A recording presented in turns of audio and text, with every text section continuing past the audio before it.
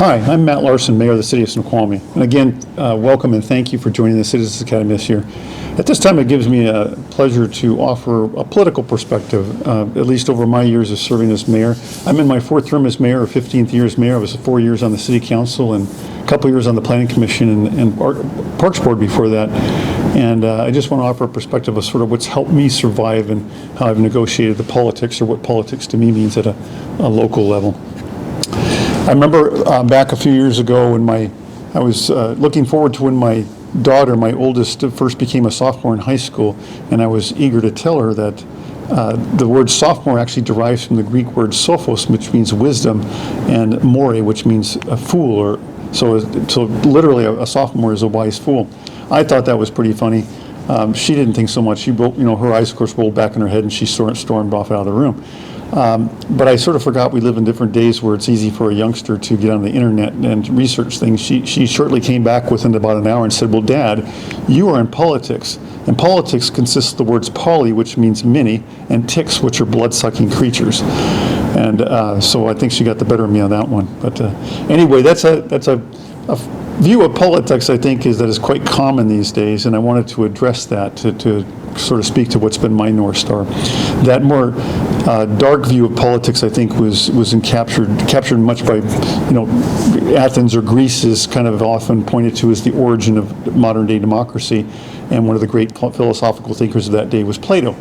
Plato, very much had an approach where there's a utopian or an ideal of all concepts and things, and by virtue of sort of being immersed in life and whatnot, that all politics and systems were inherently corrupt. There were many that sort of shared that more dark view of politics throughout the years. You have Lord Acton, who was quoted as saying, "Power corrupts, absolute power corrupts absolutely." Henry Adams, which said practical politics consists of ignoring the facts. Or Ambrose Pierce, who said that politics is a strife of interest masquerading as a contest of principles. Paul Valéry, politics is the art of preventing people from taking part in affairs which properly concern them. Or Harvey Mansfield, politics means taking sides. It is partisan.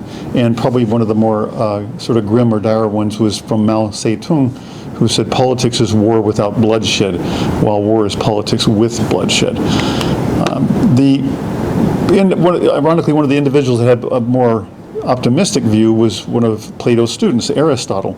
And Aristotle thought, the word in Greek, utopia, literally means nowhere. It doesn't exist. And then Aristotle, I think, took a more practical approach that said, look, rather than involving ourselves in utopian places that don't exist, he was more grounded in looking at the real world. And his view was that the moment you have more than one person together, whether it's a couple, a family, folks at work, or whatever, you have politics that enters the scene. We are, by human nature, we have insatiable appetites with limited resources. And so without coming up with systems or ways or skills that we can actually negotiate with each other to live peacefully and amicably together with that sort of struggle for resources or things to do, there can be a great deal of strife and turmoil, or we can find a way to, practice politics in a way that we live together more peacefully. So Aristotle defined politics. He essentially says, man by nature is a political animal. Ethics and politics are closely linked. A truly ethical life can only be lived by someone who participates in politics. In other words, it's simply impractical and impossible to think that you can engage in a constructive way without embracing politics and honing that art or skill. Due to him and many others that would essentially say that politics is a moral philosophy of social organisms. It's public or social ethics. It's the art or science of government or governing. It is the art of the possible, as Otto von Bismarck said. It is the art of compromise. It is the most important form of human activity. It gives meaning to life and affirms the individual, according to Hannah Arendt. Basically, even the word compromise is a dirty word these days, but if you think about it, there's really, in the field of politics, compromise is absolutely essential to achieving that sort of peaceful coexistence. Without it, you are absolutely doomed to strife and failure and turmoil. And that's been somewhat my Northern Star. It's always struck me that when looking at sort of the Athenian concept of citizenship or politics, that we live in an era where no longer are our churches or our city halls the center of our architectural community, their urban architectural life. We've sort of put the shopping mall or the retail center at the center of that life, and also replacing that language of citizenship as been a language of consumerism. In Athenian democracy, they had a term called idios, and the idios was that was a term they called those who were self-centered and concerned almost exclusively with private as opposed to public life, or those that were just, it was all about, what's in it for me. Declining, and in fact, they considered if you declined to take part in public life, such as the democratic government of the state, that was considered dishonorable. And of course, the word idios as much is the origin of words like idiot today. In fact, idiocy was the natural state of ignorance into which all persons were born, according to the Greeks, and citizenship was its opposite. It was formalized through education and participation in public life. It was the idea that, hey, I wasn't the one that lifted myself up my bootstraps. For the first 15, 18 years of my life, I had my parents, my teachers, my coaches, and others that carried me up, lifted me forward, provided me with schools and roads and sports and all sorts of things that was nothing of my doing, and that my obligation is to pay that forward to future generations, to the larger community. In short, it's a way of saying that, look, if all I'm looking out for is myself, I have one person looking out for me. If I look out for everybody else and they're doing the same for me, then I have a ton of people looking out for me. So these again are philosophies, or a kind of a core that I've tried to embrace and remind myself continuously of as I've served as mayor, to be the North Star that guides me in how to approach this. In fact, I would say that to borrow a term from the NRA, I would say that I would assert that politics doesn't corrupt people, people corrupt politics. That if we truly took the nature of what politics should be seriously, we would commit ourselves to that cause of, again, the art of compromise and the art of the possible. So just to shift gears a little bit, I want to talk about what you'll hear in some other presentations about the form of government, that we're a strong mayor form of government, which means I'm elected directly from the citizens versus a more of a corporate model. That's where a council member serves as more of a ceremonial mayor. But in Snoqualmie, I'm a strong mayor, elected directly, and I just want to go through and give you an idea of some of the responsibilities that I see central to the job as mayor in the city of Snoqualmie. So again, I'm effectively, but because of a strong mayor, I am the CEO or the chief executive officer of the city of Snoqualmie. And cities are, by virtue of this, are creatures of the state. In other words, we exist by virtue of the state legislature. That's what gives us the authority to exist and function. And the state legislators and all the laws that pertain to cities essentially distill down to three things that we're responsible for, and that is to tend to the health, the safety, and the welfare of the community. And so along those lines, part of my responsibility is to submit a balanced annual budget to the City Council, to appoint members to all volunteer citizen boards and commissions, to approve all personnel changes, to set and approve the final council agenda, to chair all City Council meetings, to respond to politically related issues in the public, to establish leadership style and a culture for the administration, to recognize and award exemplary service. I think that's a huge part of my job, is to just recognize the good work wherever it's happening, even if it's a political opponent of mine, to take time to really recognize and applaud when folks are, I think, pushing things in the right direction, and particularly city employees. And to ensure proper discipline for inappropriate actions. And lastly, to execute the goals and policies of the council. Of course, I'm the executive branch of government, which means we execute and carry out those laws. The council sets policy and has control over the budgets. And again, shifting gears, then there's a whole other venue that I'm responsible for, and that's that we're not big enough to have paid lobbyists and so forth. So I'm effectively am the lobbyist, although the council members can play that role too, to really establish those critical relationships with many of the social, civic, and nonprofit organizations in the community. And you can see on the slide here some examples of that. I'll save time by not reading through all of them, but again, just a couple examples, like the Northwest Railway Museum, trying to get involved with what their goals and missions are, and seeing if we can find common ground where we can push in both directions, or in the same direction, essentially, since an entity like that aligns so much with our revitalization efforts for downtown Snoqualmie. Just connection with things like churches or the ROA, with large community events like the 4th of July event, which they are partners with us, Rotary and Kiwanis, and other other organizations, or the YMCA, which is a partner with us that operates and runs our community center. So again, example of where it's critical for a mayor or elected official to really establish and maintain those solid relationships, because it really helps us stretch our tax dollars and engages a lot of resources in the community that we would otherwise have to put on the burden of the taxpayers. Secondly is tending to the vitality of our business and commercial districts, like the business park or the retail centers in the community.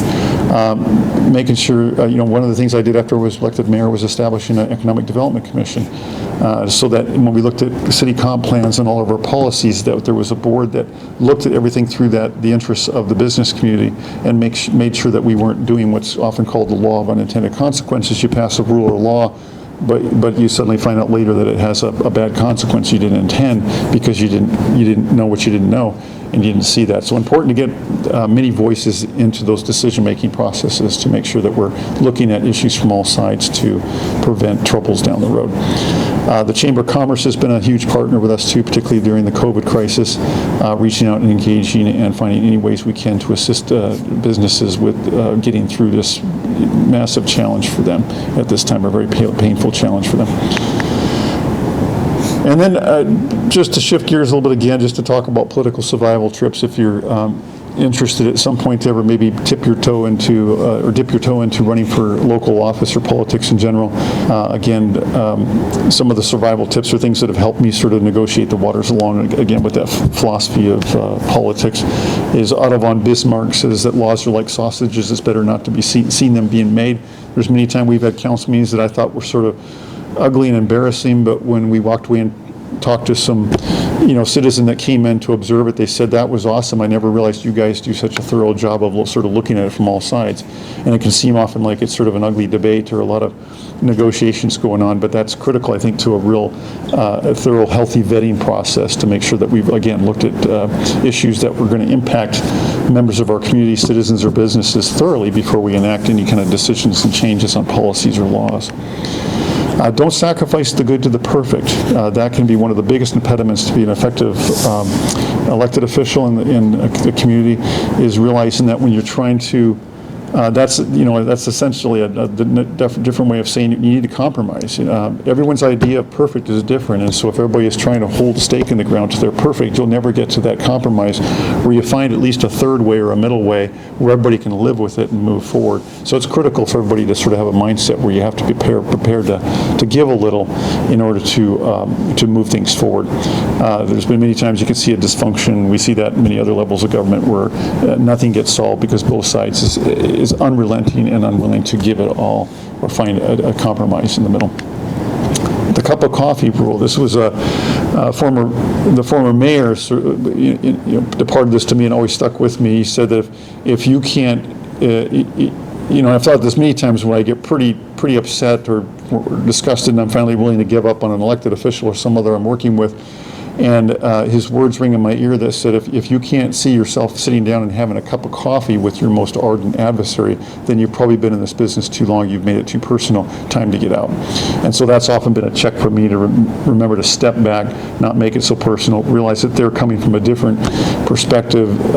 In the vast number of cases, they mean well for the community. I just have to be more patient to listen to that and to continue to engage in a respectful and a civil manner.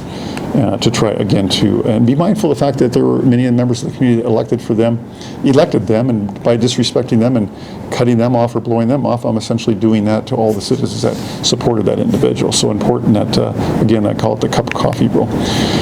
A similar one to that was by John F. Kennedy, who said, never get in so deep that you lose all hope for conciliation. So a similar kind of theme.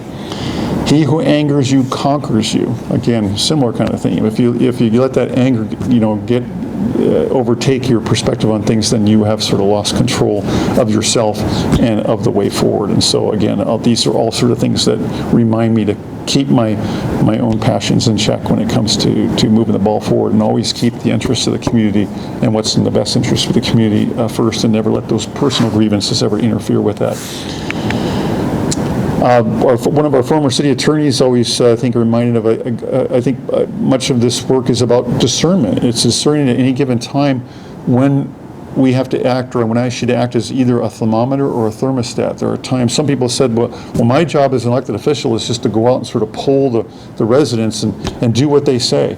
And I think that can be an egregious failure of your job or your commitment to the community. And the reason why I say that is because an elected official, in a position as a mayor or a council member, you are privileged and in a position to get a lot of information which the typical citizens don't get. And I think a great deal of frustration out in the public about government isn't so much about them not listening to what the people are saying. It's not informing them about what issues and challenges you're struggling with so they can make an informed decision. So I think a big part of my job is also to be a thermostat, to set the temperature, to lead, to bring the details of the problem out to the community, because at the end of the day, it's their government, not mine. I need them to be able to see what I'm struggling with and say, here's the problem, you tell me.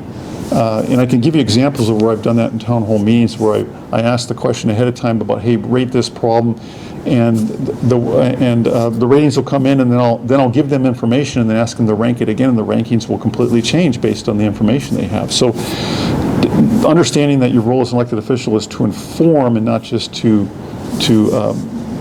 follow the sentiments of the community is I think absolutely essential to being a successful local government. And then a willingness to fail publicly. I mean, we have to be willing to take some risks. Politicians are rather adverse to that, but if you're not willing to, it's kind of like the Thomas Edison, you have to fail a number of times to succeed. We're always challenged to evolve and change with the changing times, and if we're not willing to change, we'll sort of just get stuck in old ways and not modify and adjust to where the community is going or the new challenges in the community. And then lastly, campaigning is, I've heard some elected officials in the past who frankly were appointed to their job and then never contested in previous elections, saying, if there wasn't a contest or no one filed against them to run for office, to say, well, glad we don't have to do that silliness. And mind you, campaigning can be a tremendous challenge and a time-consuming effort, but I have found in at least 3 elections where I've committed to essentially knocking on every door in town, I can absolutely assure you that my perspective and understanding of things is profoundly different after a campaign than before that, because I'm being pushed outside of my bubble. I don't see the bubble I'm in because of all the friends and the people or the city employees, whatever I associate with. I tend to stay in a certain bubble and don't hear all those nuanced and complex perspectives, but a campaign really forces you to get out there and see a much more complex picture of the priorities and dynamics and values in your community that is, I think, profoundly beneficial to an elected official to go through that process, which can be perhaps annoying to citizens as well with signs and all that, but I think it's essential to, again, a very healthy democratic process, particularly in the local government. And then I just would leave you with the last few quotes that I think, again, I just have I tried to adhere to a much more positive and uplifting version of view of politics, because frankly, I've often heard that when I've heard the term of someone running for office that says, well, vote for me, I'm not a politician, my urge to you is please don't vote for that person, because they don't have a positive view of what politics should or could be.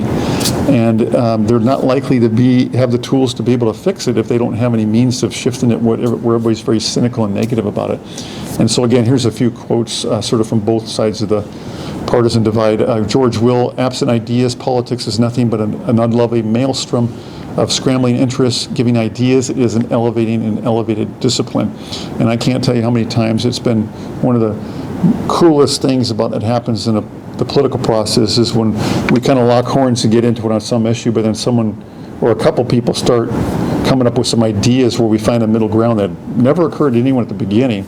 And suddenly we quickly find some common ground and a new solution that everybody agrees is better than any solution anyone else was thinking of that divided everybody. And that's the really wonderful thing that you see happen if everybody, again, sort of commits themselves to that more respectful political process, is when you can find that creative compromise and way forward. Or Franklin Roosevelt, if civilization is to survive, we must cultivate the science of human relationship, the ability of all peoples, of all kinds, to live together and work together in the same world at peace. Or Václav Havel, genuine politics, the only politics I'm willing to devote myself to is simply a matter of serving those around us. Thanks again for taking the time to join the Citizens Academy this year.